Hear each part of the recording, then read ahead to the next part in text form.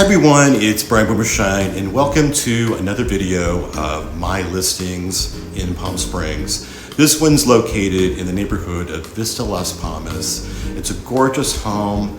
It's a Charles Dubois home that was built in 1958, surrounded by gorgeous mid-century homes that are located in this neighborhood.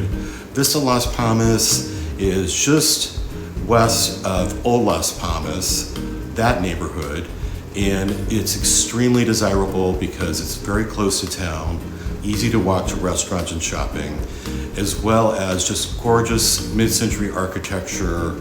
The homes are absolutely breathtaking and gems of Palm Springs. So mine included in this listing on Paseo Duro is outstanding, nice corner lot, gorgeous views of the mountains, and immaculately designed and well maintained. So I hope you enjoyed this video on this home, and if you have any questions about this home or the Vista Las Palmas neighborhood, please email me or text me.